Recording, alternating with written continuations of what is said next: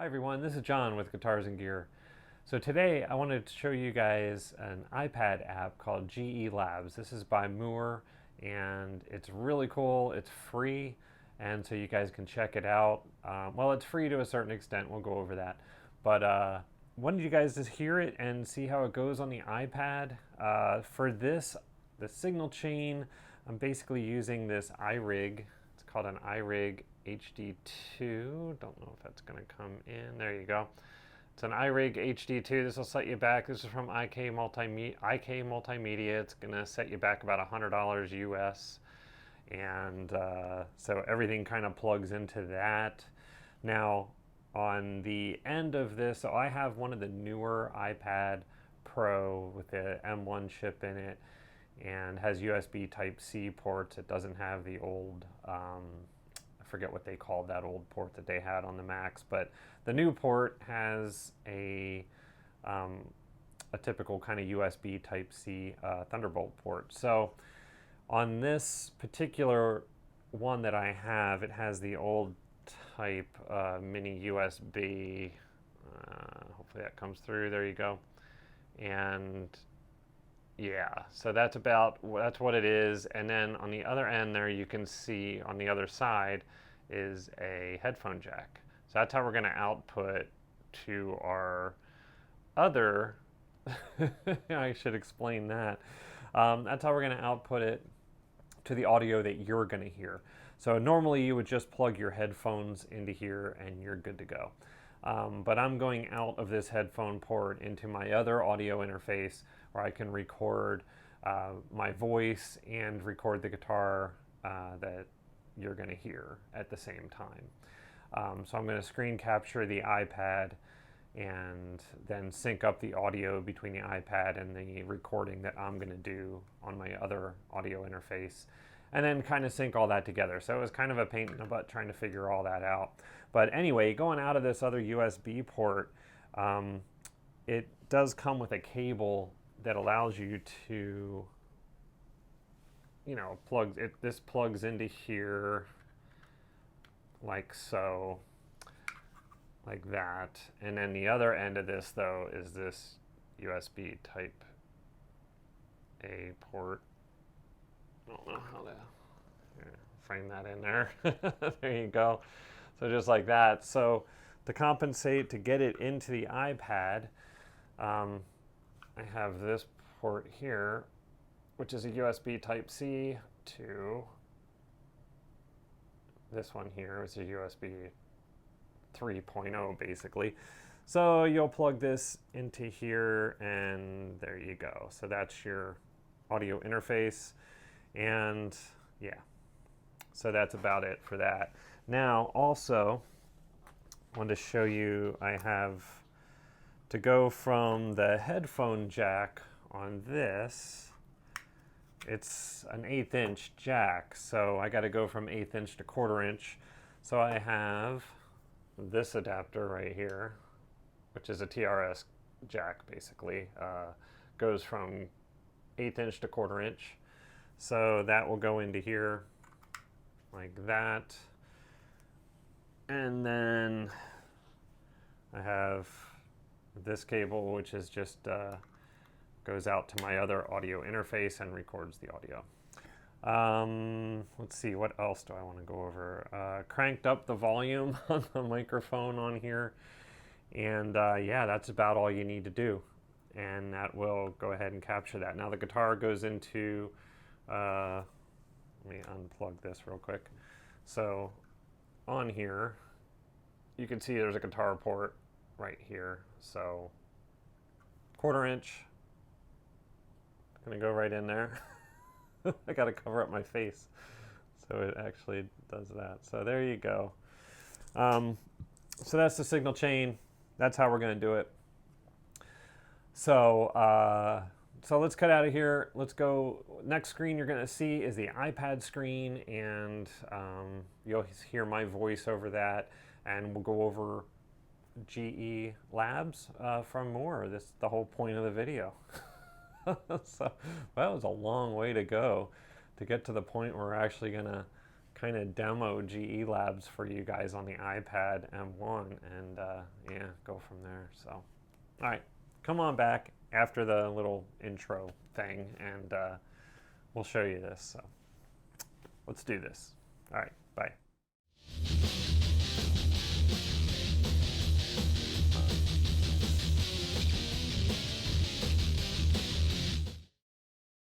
Okay, guys, and welcome back. So, let's see how this goes.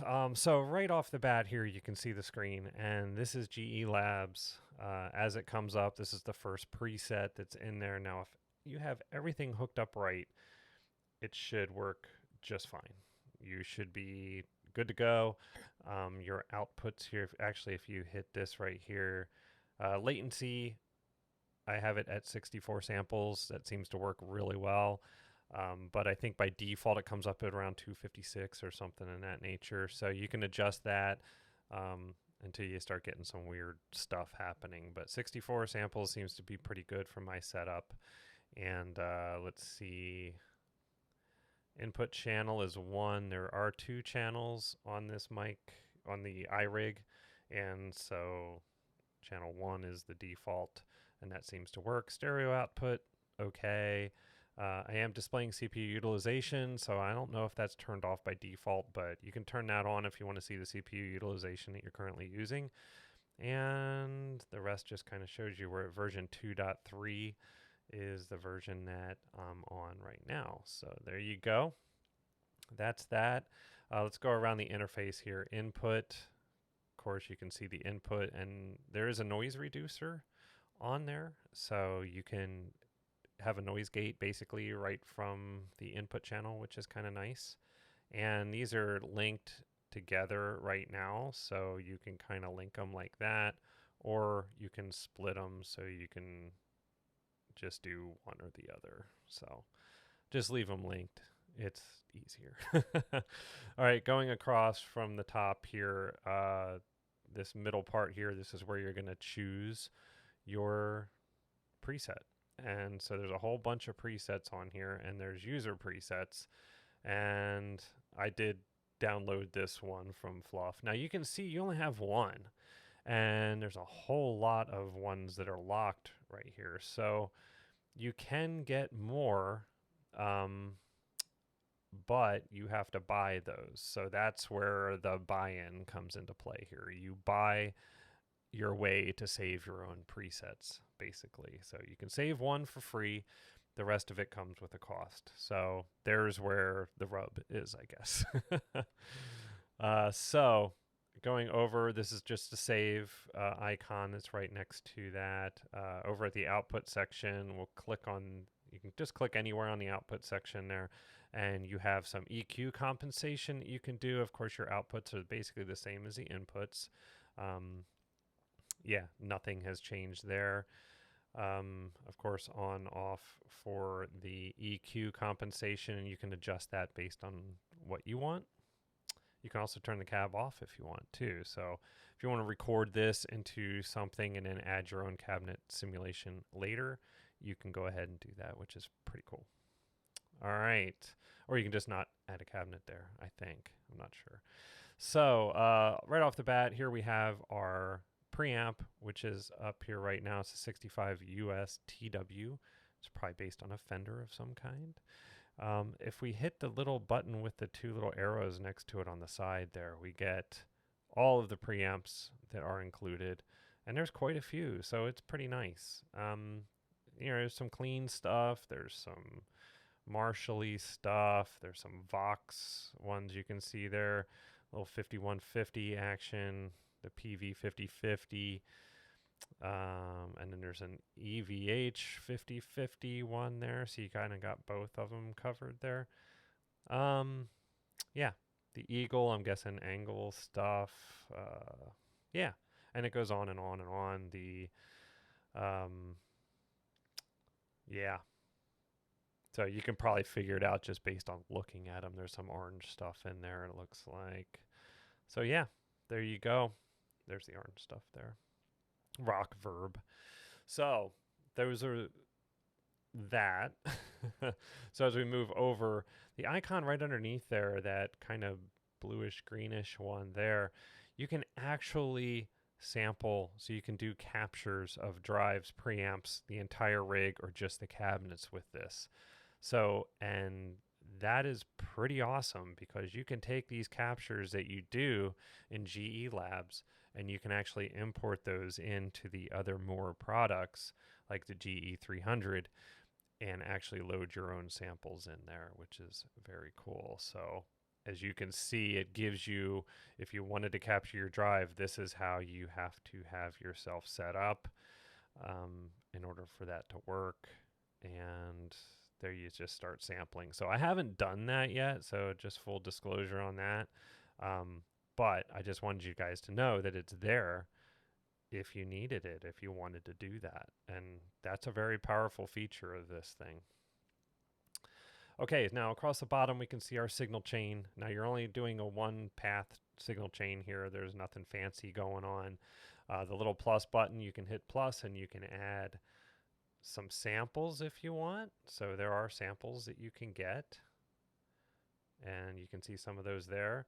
There is compressors, wah effects, modulations, a whole bunch of different modulation effects, drives. So you got your classic 808 there.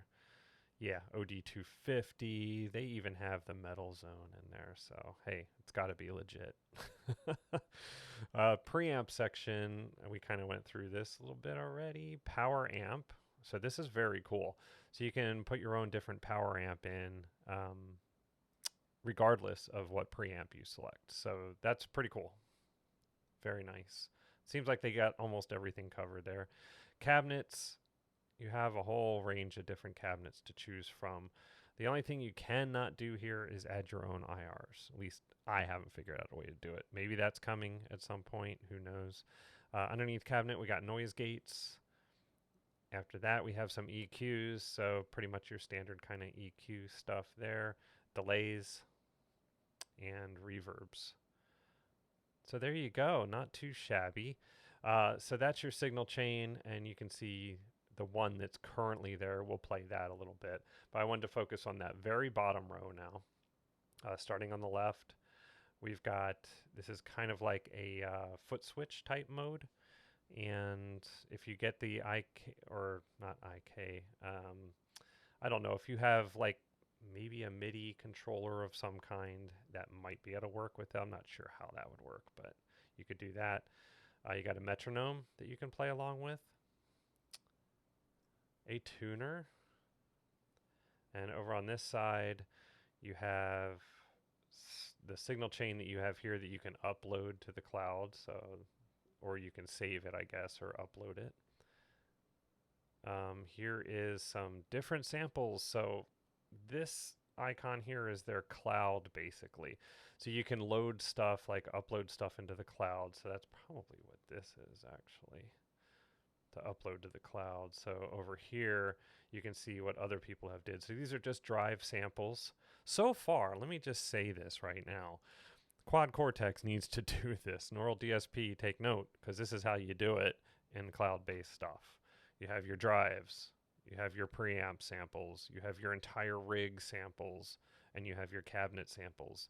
Very easy to do, very easy to organize. I don't know why Neural DSP doesn't do that for the Quad Cortex. Hopefully that's something that's coming. So just a little rant on the side there.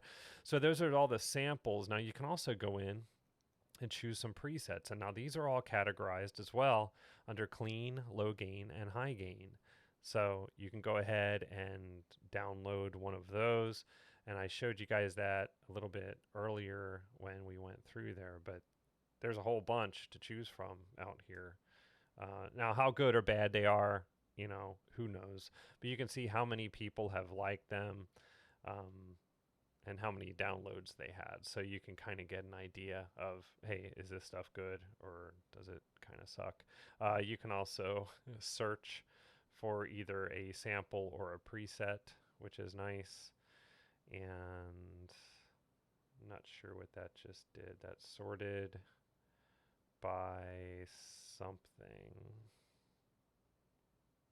Oh, this is by maybe alphabet or yeah, I'm not exactly sure what that is. Oh, okay. So these are the newest ones. It looks like here. These are 5, 420. No, maybe not. Or maybe that's based on. Yeah, I'm not sure exactly how they're sorting those, but maybe I'm missing something. Anyway, there you go. So you can do the cloud on here too. Now here's the little store icon. So here's your prices. So the infinite pack gives you unlimited preset save slots. And so I guess that's basically unlimited until you run out of room. So that's $50. So it's nothing extraordinarily bad. You get a preset times 10, so you get 10 slots for $25. For $10, you get 4, and for the preset save slot 1, so you get 2 preset save slots total, gives you for $3. So kind of a rip off if you just want one more for $3. That's kind of a rip. You might as well spend $10, so you get 5 in total. Um, Unlimited for $50, not a bad deal, and you'll see why it's not a bad deal in a minute. And we already hit the gear icon down there on the bottom right, so you guys know what that is. So let's hear this thing a little bit. I got my Ibanez plugged into the iRig 2, iRig HD2, like I showed you guys earlier. And here's what that kind of sounds like. Get my neck pickup.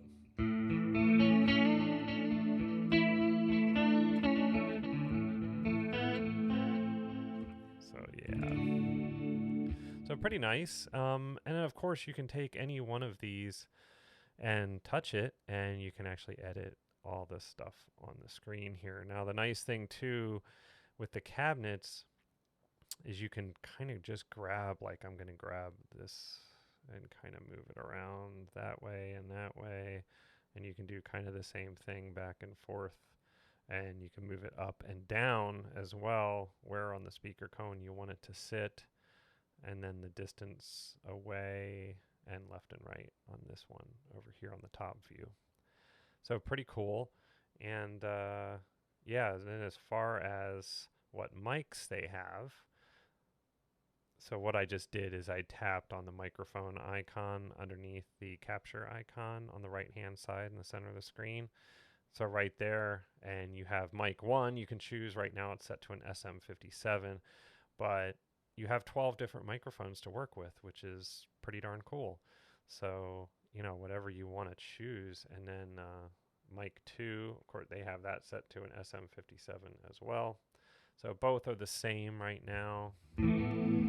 And so if we change it up, let's do a 421 on mic 1, and let's do a, what should we do? SM7A, maybe?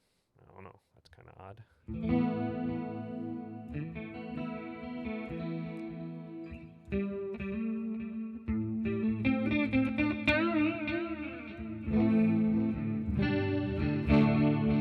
All right, so there you go.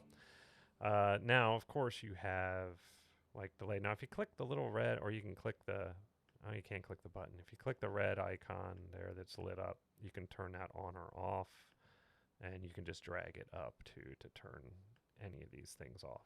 So.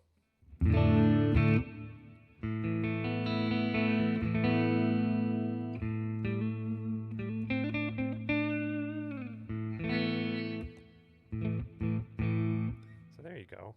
Very nice. And let's go back down here now into the reverb. Now we can change this around, of course. If we want to plate reverb instead, we can do that. And you can see the different options we have. And you can just click these and drag them. And it's really nice that it gives you a little dialog box basically telling you where you're at. Now, the only thing this doesn't have, which I would like it to, I guess, is some way that you can kind of fine tune that knob. Now, if you double click it, it just goes down to 0. Or actually, it goes down to where the default setting was. So if I want to turn the output down, but I decide I don't like that, then you can click it again and it goes back to where, I guess, based on the last save. So there you go. And of course, we do have it very, very loud here. So let's go to our output section and let's turn this down a little bit.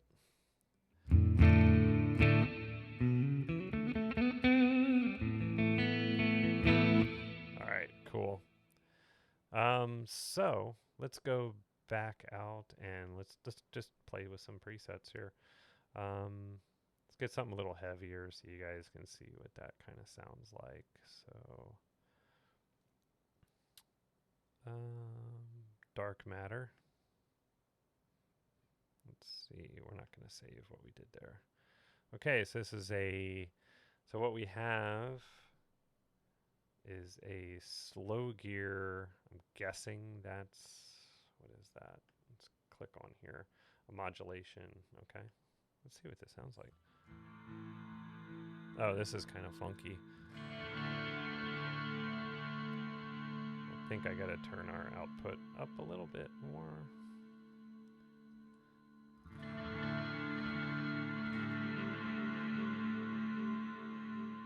Okay, not a huge fan of that one. I thought that was gonna be, let's see what Black Winter is. This is gonna be something else funky. Got a ring mod on there. And what else we got? Modulation, ring modulation, hall reverb. So lots of effects going on that one. Crab Nebula, I'm guessing this.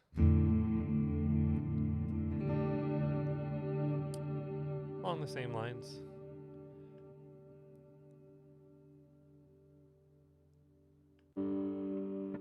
There you go.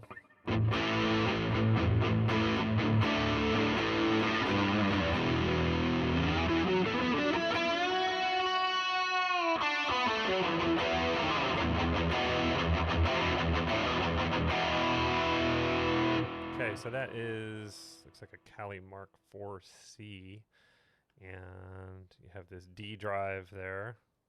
So if we switch this out, we'll put in a metal zone.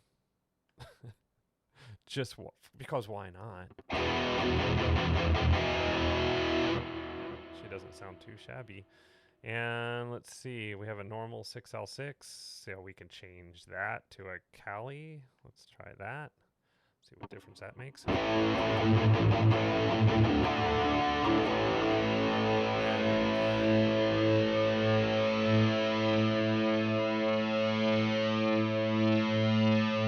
Actually adjust that, the bias.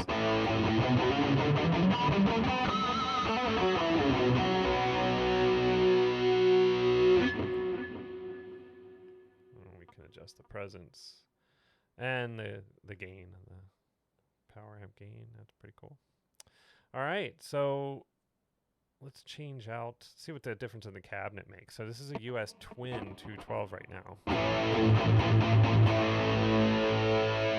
So let's try to adjust that and get a different cab in there. Let's get a big 412 in there. So we'll get the PV5050 412. Let's try that. Oh, looks like we're getting too much output. Now we got too little output. Let's try that. There, we'll just leave it at that. Just don't, kill you guys or anything. Let's go into microphones here. What do we have for mic? Okay, so let's go a 421 and in mic 2, and in mic 1 let's do an SM57. How about that? See what that sounds like. Let's see what happens when we move this mic.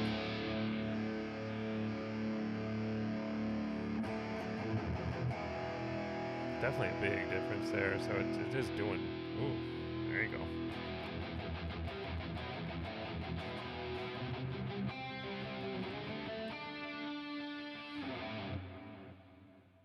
Okay, we definitely need more volume then if we're going to move stuff around like that. So let's bring that up.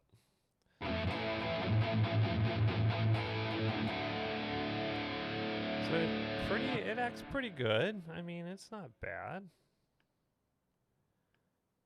Let's bring this over a little bit, and we can adjust, like, kind of fine-tune stuff on the front view.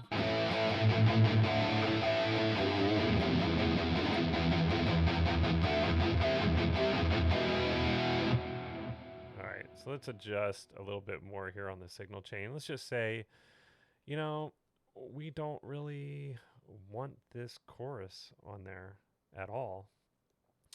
So we just want to get rid of that. So how do we do that? I'm not exactly sure. You just hold it with the mouse button, and these little icons will start shaking for you. Just get rid of it. There you go. And say we don't want this one either. Get rid of that. And I think when we're done getting rid of things, we just click out anywhere else.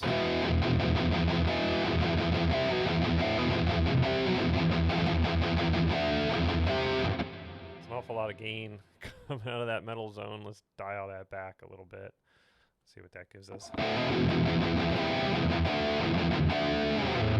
didn't even see on this Kali Mark IV where our gain is set to. That's not too bad.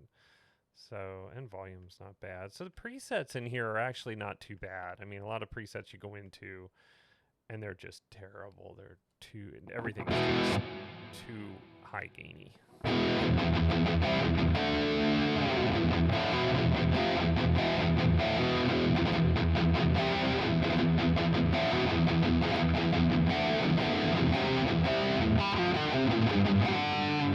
Oh, screwed that up.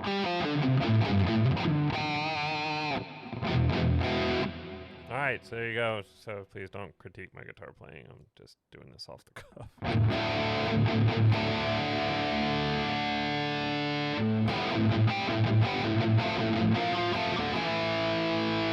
So that's actually sounding pretty darn good. I'm enjoying that.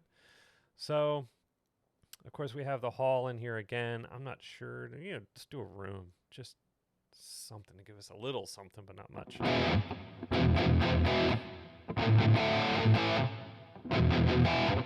And of course we can adjust the mix on it.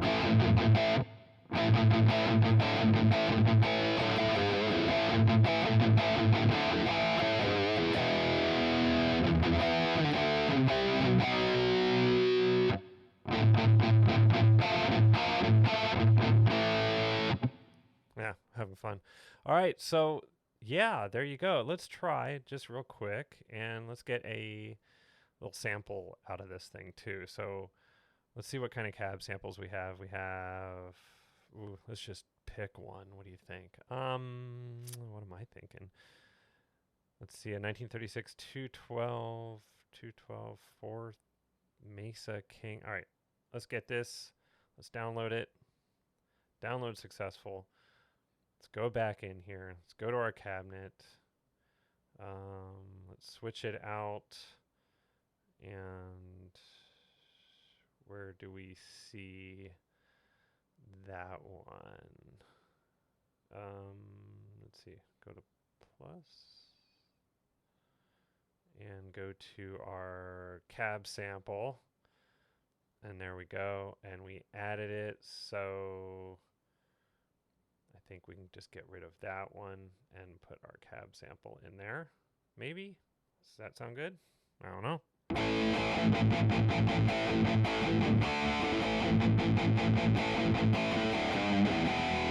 Wow, that is awesome. Sorry, this is great. I actually have not tried this yet, so there you go.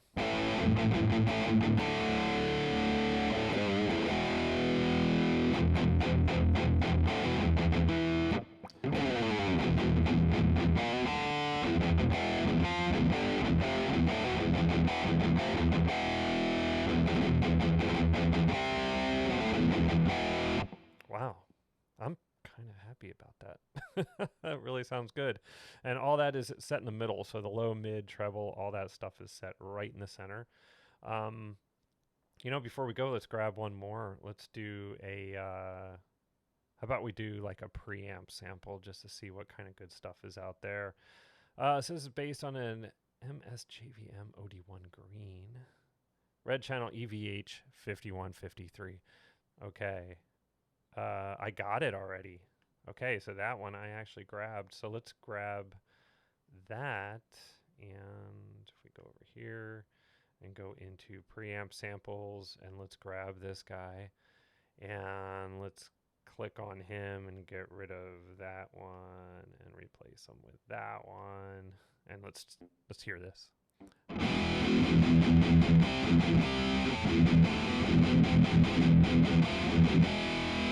Okay, let's switch our power amp out. Let's get a EL84. Which flavor of EL84? EL34 maybe? The Badger, let's try that.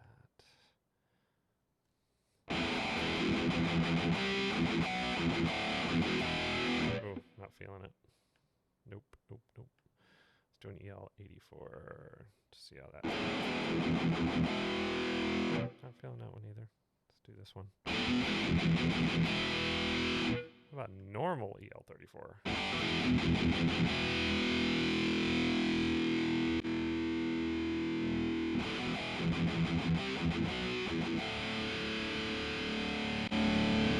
Ooh, it's got some bite.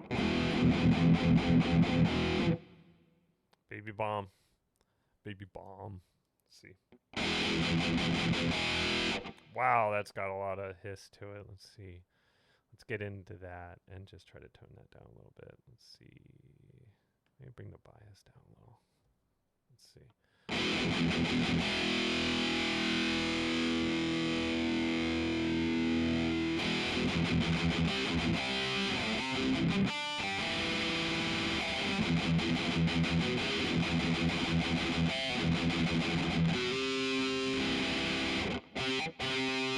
Yeah, I don't know about the baby bomb, but you guys get the idea.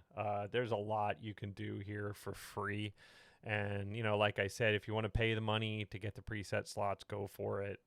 If you're doing like I'm doing and you're playing through all this stuff and into another audio interface and recording it at the end, then maybe you don't care if there's any save slots on here.